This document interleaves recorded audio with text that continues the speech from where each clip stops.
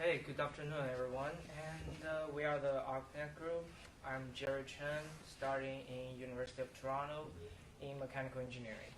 My name is Paxton Jolly. I'm a junior at Virginia Tech studying environmental informatics. My name is Ida Huang. I studied electrical engineering at Caltech. I'm Keely Grosvenor. I'm studying petroleum engineering at Colorado School of Mines. I'm Michael Brousseau. I'm from the University of Massachusetts studying environmental science. I'm Davis Ray, and I studied geology at the University of North Carolina in Charlotte. So move on to the project. The architect stands for Anchored River Cleanup Net.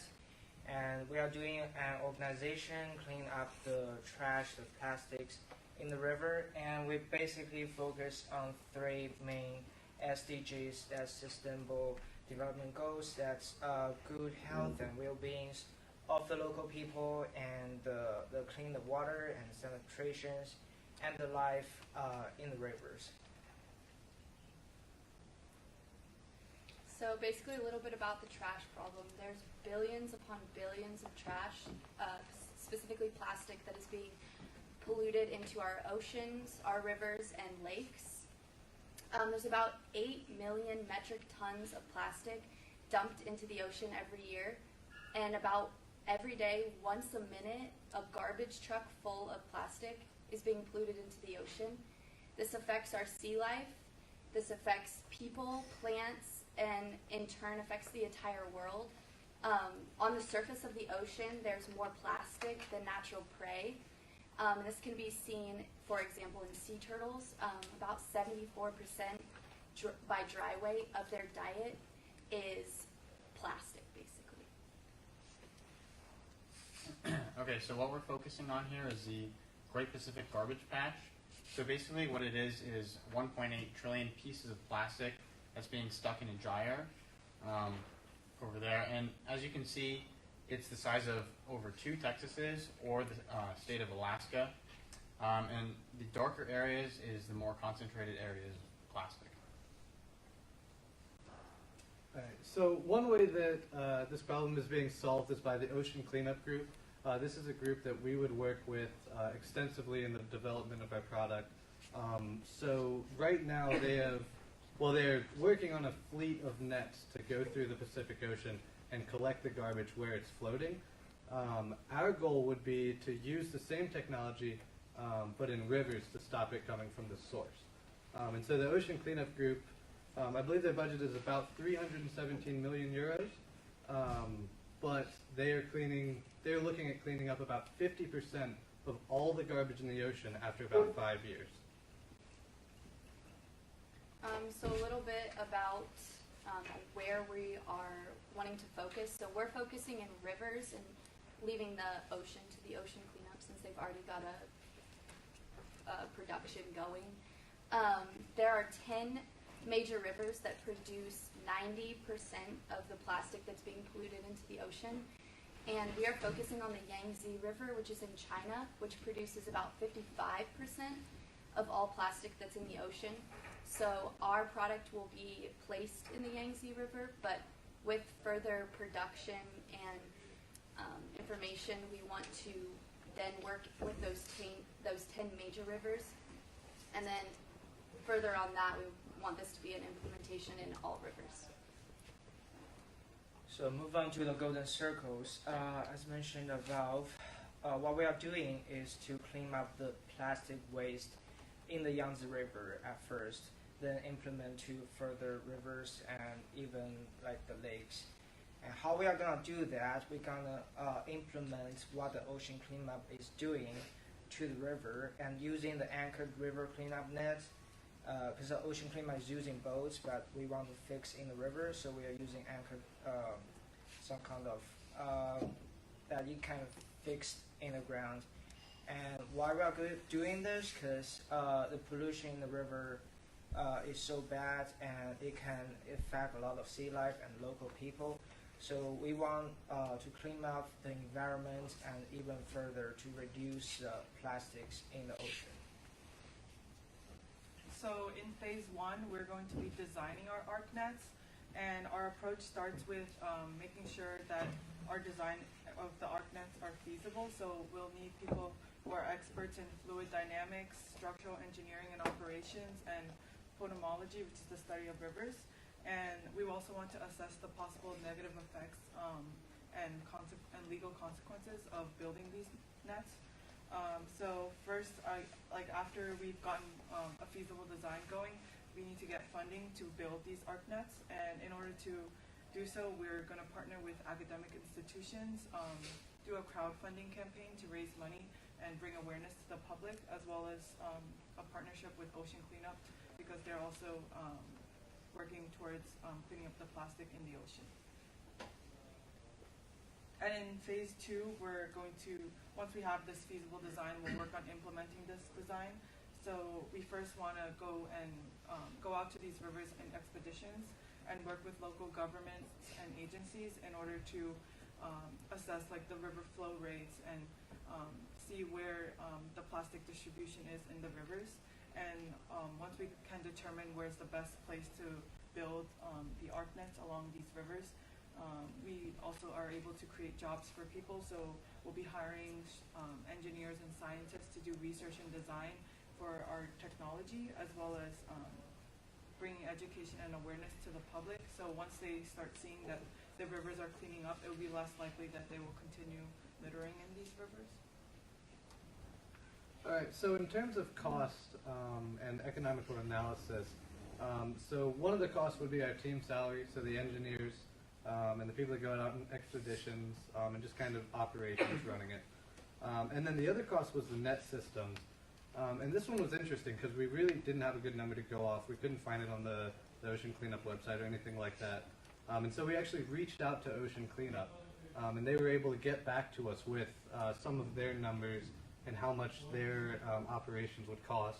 And they included things like maintenance, how long it, or well, how much the actual net would cost for what length it was, and things like that. And so we worked out that our net system would be shorter than theirs. Theirs are about 2 kilometers. So a smaller net of ours would be about 200 meters and be about $800,000. Our largest net would probably be about 1 kilometer and be about $4 million. So in terms of profits, we would really be a nonprofit at the beginning. And then going on, we would have government grants to help fund us, and then future potential for for-profit ventures. So this would be, in the future, if we really extended this out to the entire world, maybe we take the plastic that we collect and we sell it, back to recycling plants or places like that. All right, so this is just a visual of the Yankee River, and as you can see, there's about 5 major cities that run along the river, which is why it contributes to about 55% of the plastic pollution in the Pacific.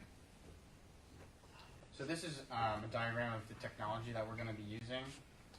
So as Jerry had said before, it's anchored to the bottom, and those red poles there are they're hard, so that there's like no flex in them, and the middle tube, the blue tube, is flexible. So the blue tube is buoyant and it floats on the top, which is where all the plastic is, and that prevents the plastic from floating over it. And also, we have solar panels on it, which are the black boxes to light up the lights on top of it so that it can be seen at night. And the gray mesh, it's about like a 3-meter skirt that is below it. That is impermeable, so water's not going to run through it, but it'll catch not only the plastic, but it will also allow the sea life to not get caught in it. The fish on the bottom, so with the skirt, you're going to have a downdraft of the water, which will allow sea life to go underneath it, while at the same time catching the plastic because it's floating on the top. And this is just a side view. You can see that the fish can safely go underneath the net, while the plastic will be caught in the mesh net. This is an aerial view of the Yangtze River, and as Ida mentioned earlier, based on the fluvial geology of the system, we can calculate where the highest concentrations of trash will be displaced. And as you can see on the image, the nets are placed in straightaways because if we put it in the meander curve, it'll be disrupted by erosion and point bar deposition. So you don't want sand and silt all mixed in with the trash. You want just solid trash that you can dispose of.